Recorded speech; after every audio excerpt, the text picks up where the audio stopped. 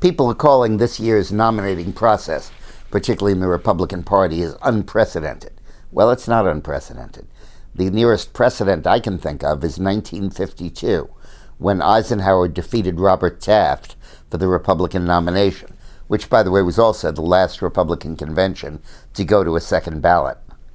What happened back then was that Taft had been building up tremendous momentum within the Republican Party to run a true believer, a real conservative, for president against the liberal Democrats. Instead, he was eclipsed in 1940 by Wendell Willkie and in 44 and 48 by Thomas E. Dewey, both moderate, somewhat liberals from the Eastern establishment wing of the party. And Taft was frustrated year after year, saying, give me a shot to put the Republican ideology out there, because that's what can save this country. And 1952 looked like his year. But then a bunch of people, led by Thomas E. Dewey, went over to Europe and persuaded Eisenhower to become a Republican. He had not allied with any party, and to run for president against Taft. Originally, he was a write-in, and he won write-in primaries against Taft. His popularity was enormous after the war, and he swept to victory in primary after primary. Still, the party leaders resisted having Eisenhower run the party because he was not, in their view, a proven conservative. And they felt he was kind of hijacking the party in much the same way the conservatives now feel Trump is doing it. But Eisenhower persevered, and it ultimately went to a second ballot, and he defeated Taft and became the Republican nominee, and of course governed for 8 years.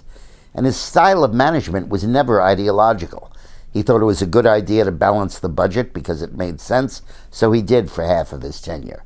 He felt that we had an atomic bomb, so we didn't have to have a big defense establishment because the bomb would do everything we needed, and he cut the military budget way back. He governed truly as a pragmatist, a man of affairs. When the civil rights issue came up, he never endorsed the Brown v. Board of Ed desegregation decision, but when the governor of Arkansas resisted it, he sent in federal troops and enforced the order. So there was a real pragmatic response to events as they came up, and ultimately an administration that served America well.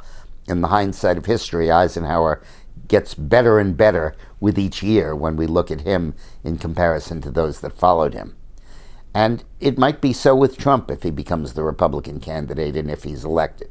He's a little like Eisenhower, the man who's coming from outside of politics, who made a fantastic reputation in his chosen field, carried that reputation with a can-do view into a race for president, and defeated the conventional politicians, the conservatives, the true conservatives of his own party, and took the nomination almost by storm.